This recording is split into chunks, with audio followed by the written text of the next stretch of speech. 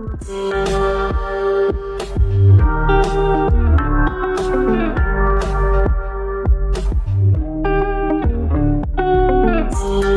the ball stops bouncing. What's going on, guys? It's another episode of When the Ball Stops Bouncing. I have a special guest here with us today. Born in Baltimore, Maryland, 3-year champion, 4-year starter, 2014 Scholar All-American, defensive MVP, investor, tech enthusiast, real estate owner, founder of Blue Steel Capital. I'm really excited to introduce to you guys my brother, my friend, Draper. Draper, how you doing today?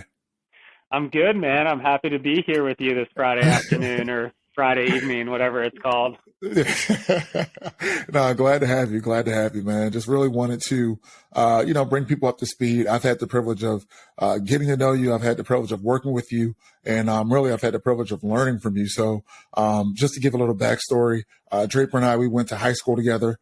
He was a stud in multiple sports, from football to lacrosse, and I'm sure he'll tell us that he played a lot of other sports throughout life and growing up. But Draper, just really want to hear from you, man. So growing up, what did sports mean to you? Yeah, I'd also add in there to our relationship that we were JV studs, right? Legends. Yeah, legends to this day. Sports is something that it's crazy how a ball or some whatever type of ball it is that you play in a sport, play with, how much it can actually impact like your overall life. Sports to me is something that allowed me to grow into being the person I am today through discipline, hard work, and coachability. And I'd say I did play a lot of sports growing up. Parents put me into every sport that you can think of. Played baseball until I started playing lacrosse. Played basketball for a little bit. Played soccer. I think I played one game of soccer, and I said, okay, I can't do this. I was not a fan of soccer. But every time I went to like one sport to the next sport, what I really wanted to do was I wanted to be good at it. I wanted to be a player that, I wasn't necessarily always looking to be the best player, but what I wanted to always be is I always wanted to be a team player. I always wanted to make the people around me better. And so for me, sports is everything that I do in my career today on what makes me successful. I really, truly believe is that it does come down to small habits daily that allow you to create very strong foundational discipline. You can't just have discipline and think that it's going to work, but it's discipline paired with hard work. That's also paired with being coachable. All of us are a lot smarter than just one of us. So there's nobody who knows everything. So I think, Socrates said that you always really want to be the quietest person in the room. And that's the person who you should be afraid of, or the person who's asking the most questions. And so I think if you take that, and I look back on my sports career, the number one positive feedback or the best accolade that I ever got in high school, college, whatever it was, is that in both high school and both college, both of my lacrosse coaches still to this day had said that I was one of, if not the number one coachable player that they had ever had on their team. Wow. That's impressive. And I think that you can't teach that, right? Right. Yeah. Right. Because sometimes you give people feedback. I do it in my day-to-day life with my team, and there are some people who are really receptive to it and other people who aren't. So I think that just understanding that from sports at a young age really allowed me to see things from a different light and just understand that, I'm not the strongest, I'm not the best, but if I can surround myself with other people who I think are strong and better, we can have a winning team across the board. So love sports. Still, I would say my sports career has taken a back seat nowadays. I don't think I've picked up a lacrosse stick for 10 years, but I'm now really into golf. And then I still definitely exercise, and now really into like cycling and running and rowing and all of that stuff. So that's sort of where my fitness level and athletic ability is now. And pickleball. I can't forget about pickleball. Yeah. Pickleball is growing, man. Pickleball is growing. Like you're starting to see it pretty much in any city. I went over to the YMCA last week, and they were like, they have like a pickleball league, right? It's hard to avoid. I think I even read that Beyonce owns a pickle ball team now, so it's definitely Kevin growing. Durant does. Kevin Durant and Tom Brady, I think, are a investor in a property down in Florida. With actually, I think he is like he was the ex NBA ref who Yeah. got caught with all the betting on games scandal. I think it's on Netflix or something. Tim Donaghy or Something, yeah. Yeah. Yeah, and so I think they're the investors in here, and I'm actually looking at exploring something here in Charlotte for No way. pickleball. So yeah, so we'll keep you posted there. Yeah, that's pretty sick. That's pretty sick. No, that's awesome. So you delivered on a couple of different points, right? So you talked about your transition of playing sports growing up. You talked about being coachable and the principles and the character that it's really evolved in you. But in selecting a sport that you played or that you fell in love with, how much did the selection of that sport have to do with the relationships that you made through the sport, or was it your actual love and ability to play the sport? Yeah, that's actually a really good question. Especially coming from Maryland and coming from Baltimore. So I grew up at a young age. The first sport I ever played was baseball. And played t-ball, and then you go into little, and then you go travel. And I played baseball for 9, 10, 11 years, which, as you know, is very drastically different than what a lot of individuals who grow up in Baltimore play. They typically play lacrosse. It's considered that with Long Island and some other cities, Philadelphia, like clearly those are hotbeds for breeding young lacrosse players. So I always actually geared myself to hanging out with the baseball crowd when I was younger. And so I went to Boys Latin before I went to St. Paul's. And then it's funny because then, I was looking at making a transition from Boys Latin to another private school. And right around that time, I looked at, making a change from baseball to lacrosse when I was in 8th grade. Wow. And so if you think about it, and if I think about all my friends, my close friends, like they all started playing lacrosse when they were in 1st or 2nd grade. So, coming from Maryland where everyone is extremely athletic in that sense, I was already, 8 years behind and trying to catch up to all these people. And then, of course, going to Boys Latin and then looking at schools like St. Paul's and Gilman and Calvert Hall, which clearly are all, breeding grounds for high quality lacrosse talent. What I realized to the relationship aspect was that when I was in 6th and 7th grade, I was having double headers when my friends were having a single game on a Saturday. And so I did feel a little from a social aspect. I felt like I was left out, not saying that I didn't meld with the baseball crowd because of course I had friends there. But I saw my transition in terms of relationships more leaning towards where the lacrosse crowd was and then what my friends were playing. And so I actually still played baseball in 8th grade, and I still I tried lacrosse for the first time. And right around that 8th grade time frame, I ended up getting to St. Paul's. I started talking to, I think it was Bernsdorf, who was the baseball coach there for a little bit, maybe. Yeah, he was. Okay. And so the intention was I was going to go to St. Paul's to play baseball. And then it's funny because the old headmaster of Boys Latin Middle School, who I got really close with, his name is Rick Mercado, who ended up going back to St. Paul's and being the lacrosse coach. And so I remember I started playing in 8th grade and then made the transition. He's like, well, why don't you just keep giving it a shot? Why don't you keep giving it a shot? And so I, based on the relationships at the beginning, I really did fall in love with it after that first year and put baseball in my hindsight.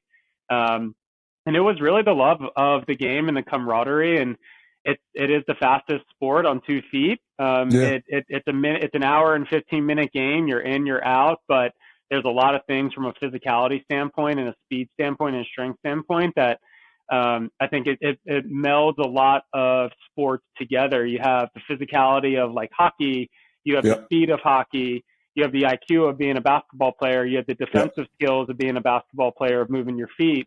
So I think it just was able to take like all the things that I played growing up and for me put it into one vacuum that I could really focus on.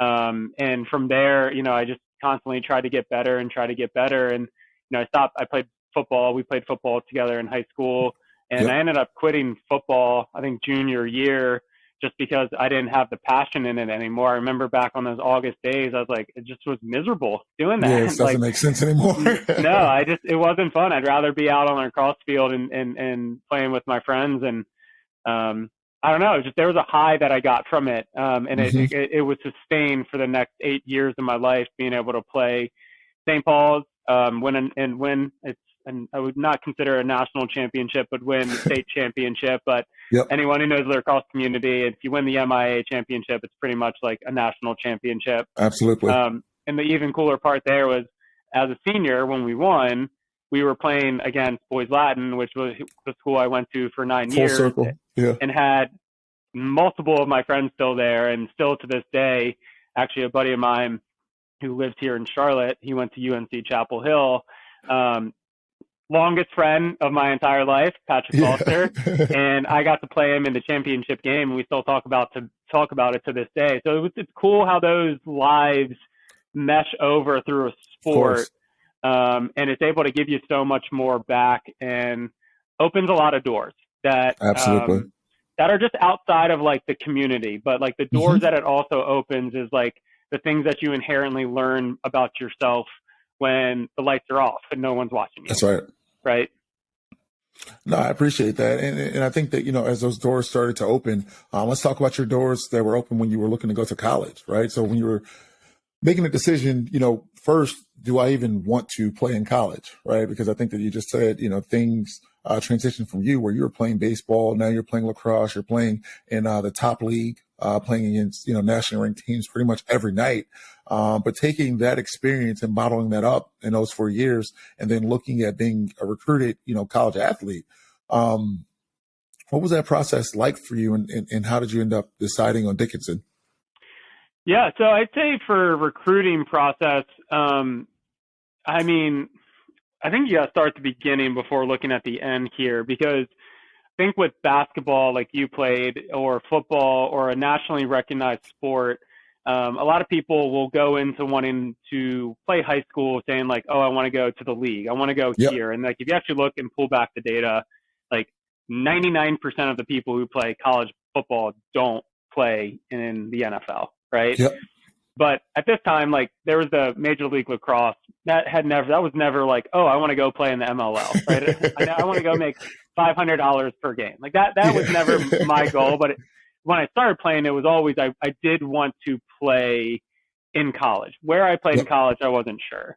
So of course, when you live in Maryland, I think you get exposed to a lot of different schools that maybe someone from like a Colorado or a Texas or an Arizona or California at that time, because now it's growing, didn't get the necessary looks. So I think I was able to grow up in an environment where I was around playing with a lot of great players, which allowed me to work harder and get better. But then I was also exposed to these shootouts that I probably wouldn't have been invited to if I was in another city. So from an advantage, I think I did have an advantage there. But I took advantage of that advantage, right? Like I said, okay, like how can I use this and spin this to something for myself? And so when we started looking at, sophomore year freshman and sophomore year is really big for the recruiting scene for lacrosse. Very, very mindset on playing Division I. Had a really good freshman, had a really good sophomore year in terms of both at St. Paul's and then also outside of St. Paul's for our rec teams, and then of course for the club teams. That's really you get looked at the most during your summer leagues. And so they used to be able, the college coaches could reach out to you. I believe it was sophomore year was the first time that they could reach out to you. Yep, have contact. And maybe it's different for basketball. No, yeah, it's the same sophomore year. Yep. Sophomore year, okay. So when, after a couple shootouts that I got invited to, there was a camp called Nike, it might have been Nike Blue Chip at the time. But I'm still third year in, and Nike Blue Chip's supposed to be sort of like the best of the players across the country. So I believe they brought about anywhere from 150 to 200 around across the whole country. You have to be invited, and I was invited. And I remember after going to that shootout, I was ranked like the number 2nd or 3rd defenseman in that class. And what did I think it was pretty high? Yeah. Yes, I did. I was like out there, like still trying to like figure out lacrosse. I was wearing like no sleeves. Everyone's like, Yeah, who's you're a this few guy years over in. here? Yeah. Yeah. So, but I got ranked on that, and then that kind of made me realize like I actually have the ability to play in Division One, and so ended up getting recruited by a lot of Division One schools. I got recruited by Syracuse. I got recruited by Georgetown. Got heavily recruited by Notre Dame, Maryland, Ohio State. So I'd say those are probably the top 5 or 6. My dream schools were UNC and Maryland. I really wanted to attend one of those. So I went and saw Syracuse. I went and saw Georgetown. I went and saw Ohio State. Went and saw Maryland. So I went and saw those 4 schools. And then I never kind of followed up on the Notre Dame one. But, junior year comes around and that's when everyone's starting to make their verbal offers saying like, yeah, I want to make a decision. And my friends left and right, it's like, I'm going to UNC, I'm going to Maryland, we're going to Syracuse, going to Providence, going to Brown, right? Like everyone is committing to these Division I schools. And I had kind of felt this shift, like after going to these schools and realizing like, I definitely want to play in college, but maybe what I want to do is I want to play in college instead of being like a small fish in a really big pond or lake or ocean. I wanted to be a bigger fish in a smaller pond type of thing. And for me, like it is the camaraderie, but I wanted to play. Like I loved playing the game, and I knew you got to put your dues in. I'm not the biggest guy, right? 6 foot, 170, and I'm not saying that would hold you back, but there, usually within the Division I schools, like you had juniors and seniors who were extremely, good at their craft as well. So kind of went through this mental battle my junior year and didn't know if I wanted to commit, but then all my friends were. So I almost felt like it was a social thing where like I wanted to commit. And so after my visit to Ohio State, they were extremely interested. I put my verbal commit into Ohio State. So I was actually going to play lacrosse at Ohio State for about 6 months. And I'm not gonna lie, like I was battling some demons inside my own mind, and it actually led me to be a worse person, and it actually led me to be a worse lacrosse player. I remember my junior year, I actually ended up going from like starting on close defense to losing that open job position, playing long pole midi. And I'm not saying going from long pole or from defense to long pole is a downgrade, but I played close defense. So for me, I didn't earn that spot my junior year. And I don't think it was because of anything else, because physically I was there. Mentally, I was not, because I think I started playing this mental game with myself that I created this narrative in my head saying that like I was not good enough. And it really just cascaded and cascaded and cascaded and ended up, I remember talking to my parents and I was very unhappy, and they're like, well, you got to do what's the best for you. And I was like, I think I'm going to decommit. And my first thing is like, what is everyone going to think? Like, of course. Right? Like what's the feedback here? And I was like my own worst critic here. And I remember sitting at the bottom of St. Paul's, in that parking lot. Remember how like the seniors had to come and pick you up and all that stuff? Or you had to walk up it and just be out of breath for homeroom. That was so bad. So I remember sitting down there, junior in high school, school's about to end, like school year's about to end. And I remember calling the Ohio State men's lacrosse coach. And I said, hey, this is Draper. Just want to let you know I'm decommitting. And it's not for anything that you all did. It's just more of a personal decision. I think my talents and my mental capacity want to lend more to playing Division III. I'm 17. This lacrosse coach verbally assaulted me on this call. He said I would amount to nothing. He said that this was the worst decision that I would have ever made in my life. He spent so much time on me. And so I'm a 17-year-old individual. And I mean, even to this day, I'd say I don't take lightly to someone treating me with no respect. I didn't say anything. I just said, okay, like that's your decision. I hung up the phone, and it felt like there was this immediate weight that came off me. It's happened 2 times in my life, this feeling. And that was the first. And I knew that I made the right decision. And then I fast forward a couple months, ended up, Dickinson is a small liberal arts school in central Pennsylvania. My cousin went and played there. So I did a really small stint of some Centennial schools about an hour to an hour and a half away. And I looked there, looked at Franklin and Marshall. I think I looked at Gettysburg. And I just fell in love with the coach, Coach Webster. He's still here. I would say, I invited him to my wedding, and he's just an extremely strong individual who believes in student athletes. He doesn't just believe in athletes. So student is always first. And I felt that. And he went to Dickinson, so he's bled this for 35 years. He's a family man. And I just felt that this was a good fit for me. And so made the decision to go there. And then, graduated afterwards and got it started in 2010. So I'd say a bit of a tumultuous ride, looking back on it and actually thinking about it, because, and it really showed me that I did make the right decision, because I got to go do what I loved in exactly the way that I wanted it to play out. So going through, which really seems like it was a roller coaster for you, and you just, the way that you spelled out the reasons why you chose your first college versus your second college, is there any advice that you can give to someone that's potentially going through, a very similar process? I'd say the advice is like, be truthful with yourself. I think everyone knows the right decision for themselves. And of course, there's right and wrong in everything we do, right?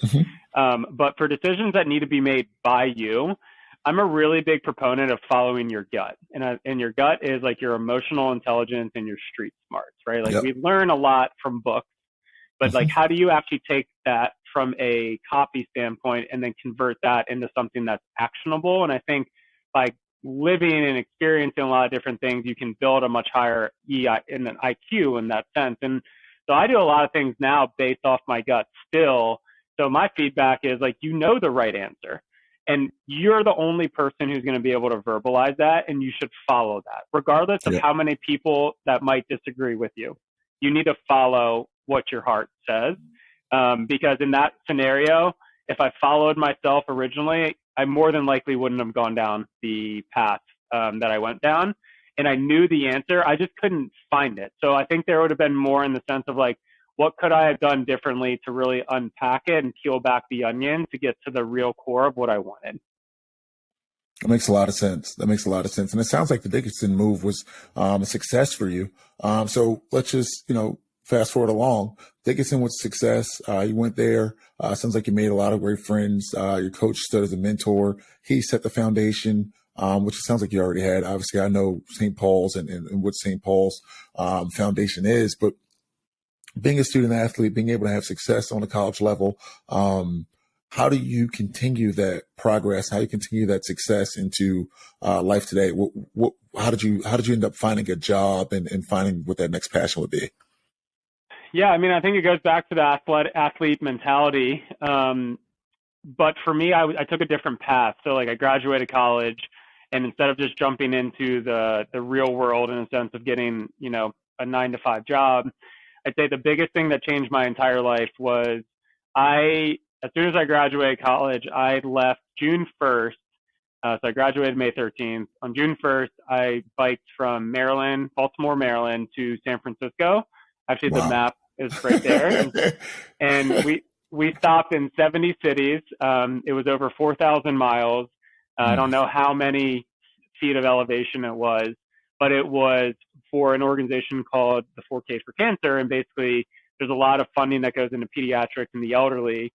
But for 17 to 35, not just the government, but also just the healthcare in general, think that like we've lived our lives. But in reality, like we haven't, right? And so, what we did is we did about 75 to 100 miles a day. And we went town to town to town to basically provide checks and things like that to families that have been obliterated due to the fact that they had to take second or third mortgages out on their home because one of their children had to get chemo and radiation and they couldn't afford it. And so when I did that, it took 70 days. We landed August 9th. I wasn't the same person June 1st that I was August 9th. And I couldn't just go back and live in my old room with my parents. Like that ship had sailed. As soon as I Yep. left Baltimore, I couldn't go back into doing so. And I needed something different. But by finishing that, it created this mental fortitude in myself that was like, I did something that less than 1% of the entire world will ever do. So like Yeah. finding out from a career standpoint, like whatever I decide, like I'm going to go all in for. And even then at that point, I didn't find, what I do now, but I started, working with some guys out in San Diego. I ended up moving to California right after that, lived That's there sweet. for about 8 or 9 years. And, I helped start a restaurant when I was 22. I ran that for a few years. And then I ended up moving to Dallas, Texas. And I was the research and development chef for Which, the franchise company. So I've created like 8 or 9 sandwiches on their menu, on all 500 of their global menus. So if you go to Which, Wow. truth be told, you probably ate one of my sandwiches. And that's a pretty cool thing, because I did that about 25 years old. Not many 25-year-olds can say they created a global menu, Yeah. or were a part of it, because there's definitely other people involved. And then I realized at that point, like the real things that still energized me were my health and my fitness and nutrition. And I saw a lot of these people who are meeting with, and like Pepsi and Coke and Frito-Lay, and all of the R&D chefs were, to put it bluntly, a little overweight. They didn't care about their health. And it just like, it didn't vibe with me. I was like, I'm looking at myself 30 years in the future, and this isn't me. Yeah. And so at the time I'm 25, 26, and I'm like, oh, I got to make this huge pivot in the career. But in reality, I'm 25. Yeah. Like, okay. I'm But at not the time, you seem so old, right? Like, Yeah, it's I so was like, mature. that's exactly it. I was like, I felt old. Yeah. And then I got into professional selling, worked for a privately held company, where I did extremely well, moved to a publicly traded company, which market cap was around 11 billion when I started. When I left, they were at like 35, and I was the Wow. number one sales rep for about 10 to 15 weeks when I was there. So definitely sold at a high level, learned a lot. Yep. And then moved into the roles that I am now with the real estate company with one of my partners, and then now currently senior director of sales for a sales organization that provides wellness across across the whole United States. So I'd say my path was definitely different, but sports and the biking and the health really was able to create this mold of what I can do physically. So why can't I also do this professionally? And I kind of make the joke, like, the hardest part of my day is my workout. That's how it should be. The hardest part of my day is how I exercise. Everything else after that should be easy. I agree. And so I try to push myself to the limits physically so that I can build the mental muscle of pushing your limits. And then I think that falls and that cascades into success. I think that's how, that's where every kind of step I've went, I'd say, looking back on, maybe even if I didn't think so at the time, they had different areas that allowed me to then go to that next step. And there have been some times where I've been able to jump 2 steps. And sometimes where, from a financial standpoint, I was here and I had to take a step backwards and then to go forwards, right? So I think that overall, from where I am today and like just the overall goal of what I still want to continue to do, like I look at it now as where I'm 31, where at 25, I was like, oh, I'm 25. And now that I'm 31, I'm like, man, I still got so much to do. I still got so much to conquer. Yep. And so much time, right? And I think that what you've done a good job of describing is you describe how you're able to trust your gut. And when you say trust your gut, what I hear is it's been a combination of experiences. I don't know if it's from your parents. I don't know if it's from mentors. I don't know if it's from some of the books or the information that you take in. But how do you strengthen that muscle where, when you're making some of these tough decisions, you feel comfortable making that decision or having that answer? Yeah, I don't think there's one right answer there. I think it's a culmination of all those things. Like, right, I wouldn't be here today if it wasn't for the way my parents raised me. I wouldn't be here today if it wasn't for the friends I've made along the way. Right, I wouldn't be here with not having the right coaches. I wouldn't be here if I didn't invest in myself from an education standpoint. I think education in general, truth be told, like college is nonsense. Yep. I really think that you can learn more if you care about what you want to learn. And I've learned more outside of that on my own, on my Yep. career and myself, because like I want to invest in myself in that way. So I'd say like it's a culmination of all of those things, because I'm just a small subset of a lot of different people filling my cup. I like that. And I try to do the same. I try to lead my team in a very similar way, where I'm not very like metric driven, but I'm very much personal driven in the sense of like I want them to be the best version of themselves, and I want to help them fill their cup and vice versa. So I don't think there's an easy answer to that, because I think that chapters open based off of where you are in your life, and you have every right to close that chapter, or you have every right to jump in and start reading it. And I definitely know that there are times where you weigh those options. And moving to Charlotte from California, it was not an easy one.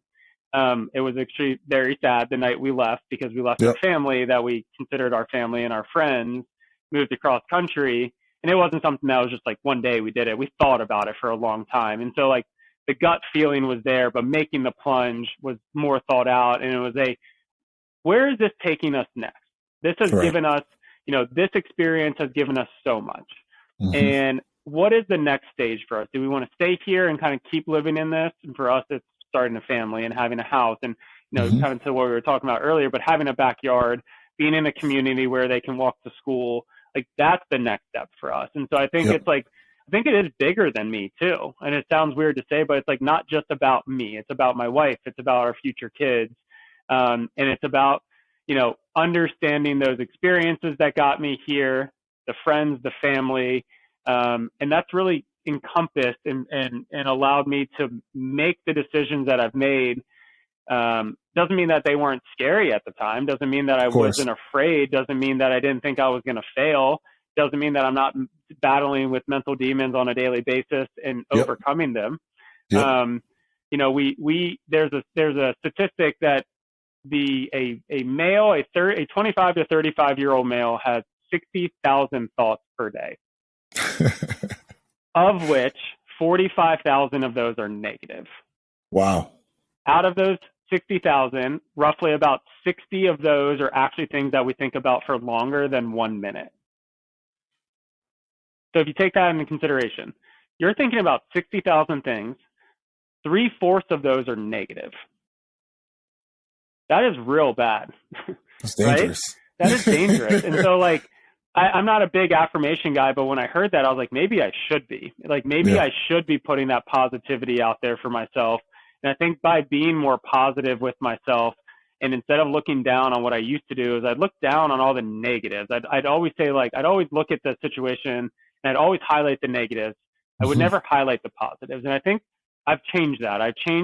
And I think from a gut perspective, that's allowed me to make better decisions, because I'm actually looking at positive influence versus negative influence.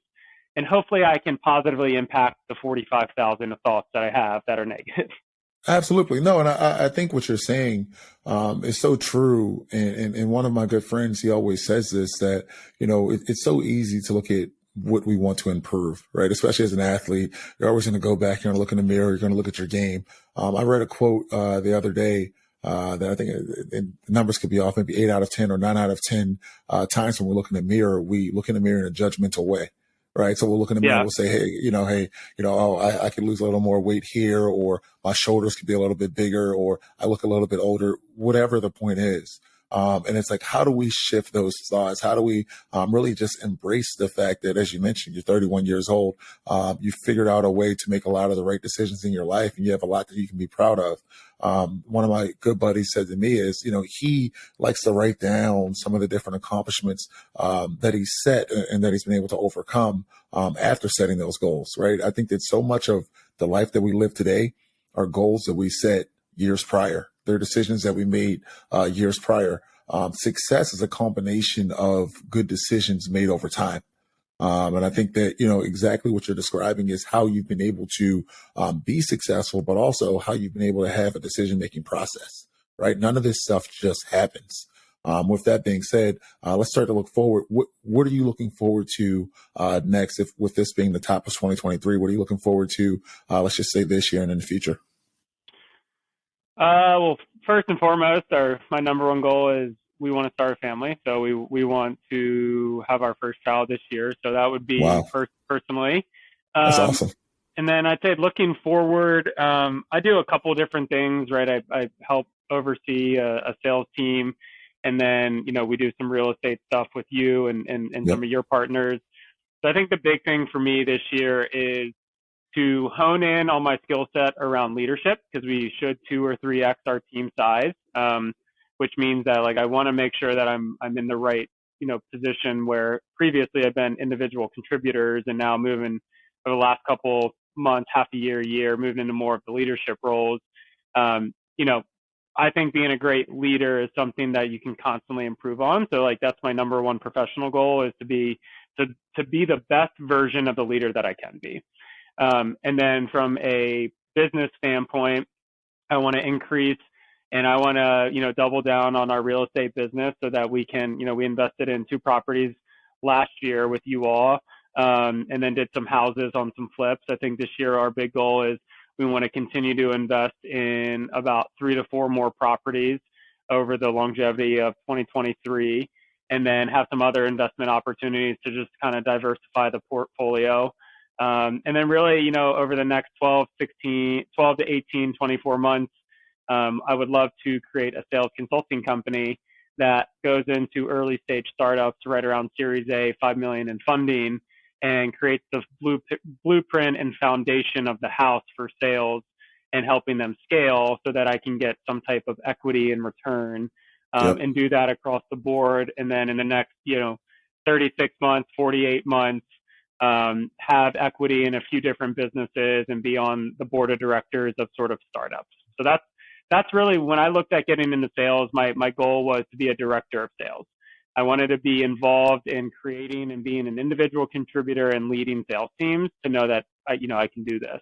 Now Hmm. that I've sort of gotten there, now it's evolved to saying okay, now the next goal is now I want to do this, but I want to do this with a handful of companies, because at the end of the day, skill sets that you can sharpen, like a sales position, I think is the most important position you can ever be great at, because you Yeah, use sales in every function of a business, every function of your day to day, every relationship. I Now, agree. selling isn't trying to convince you of something, but it takes into consideration very high emotional intelligence, very good listening skills, even better questions. And so if you do that in relationships and you listen to your partner and you ask the right questions, my wife always gives the example of are we playing tennis, or are we playing are we bowling? Meaning that Yeah. there are times we're having conversations. Do we need to volley it back to each other and kind of push each other, or is someone meant to just sit there and listen? And I so like I that. think if you can understand that in all of those aspects, it doesn't make life easy, but it just makes you a very well-rounded human. So I'd say that's sort of short term. I don't really have goals. It sounds weird. People think that it's weird that I don't set these astronomically, oh, I want to do this, this, and this. I look at goals as something much bigger. I look at it as what house are you building for yourself, and Hmm. how strong is that foundation? And if Correct. it's a strong foundation, then what compound interest are you putting into it every single day to make that house stronger? So for me, I'm more about habits and creating strong discipline, because if you do that, then whatever you're looking financially, professionally, personally, those will come. It might not come in the time frame that you're looking for in 5 years or Yep. 10 years. But if you believe in that and you trust the process and you chop wood and you carry water, then Hmm. it eventually will come. And so biggest feedback to myself that I can give is I want to do a better job of living in today. I want to do a better job of living in the moment, because I do think about the future, not necessarily in the goals, but I sometimes think about it too much, Yeah. where I have a great life. I love what I'm Yep. doing. I have a great work-life balance. I'm surrounded by people who love me. And sometimes I want to go slower, because I want to enjoy the sunsets and the sunrises. Even how cliche that sounds, but as I've moved into being 31, what I did at 21, Very different than what I do at 31. So I think reflection's a big thing, and gratefulness is a really big thing for me too. Like, I wear my emotions on my sleeve, and it's a blessing and a curse, but it means that I care, and I'm very grateful for the opportunities I've been given, and I'm very grateful for the luck that has come up through the hard work that I've been able to put in. No, very well said. Very well said. And I think that's something else that we share, right? I think that I too want to be caught up in a moment, right? I think that so many times we have these great experiences. We get to go through life with such great people, and just spending more time in that moment, being able to learn as much as you possibly can in that moment, enjoy as much as you possibly can in the moment, love as much as you can in that moment, and continue to just cultivate really genuine relationships. As I said, this show was really just brought together to be a checkpoint. I think a lot of what you covered today, I personally learned from. I'm hopeful that others are able to learn from as well. But this is just a checkpoint. As you mentioned, you're 31 years into this story. This story is far from done. And I'm really excited to, one, be in business with you, but also being able to count on you as someone I can learn from. And, I really appreciate your time, and thank you for sharing for today. Yep, appreciate it. Thanks for having me on, man. Absolutely. And how can people get in touch with you if they want to learn more from you, or just reach out to you? What's the easiest way to get in touch with you? I'd say, if there's anyone who wanted to have a one-off conversation, the best way is just to probably look me up on LinkedIn. Name is Draper Donley. It's pretty simple. Yep. Not many Drapers out there, so pretty much you probably might find me on the first search. I'd say I do most of my stuff for communication directly through there. It's perfect. Perfect. Well, Draper, I appreciate you again, man. Thanks for jumping on today. Yeah, Nigel, thanks for having me, man. Have a great weekend.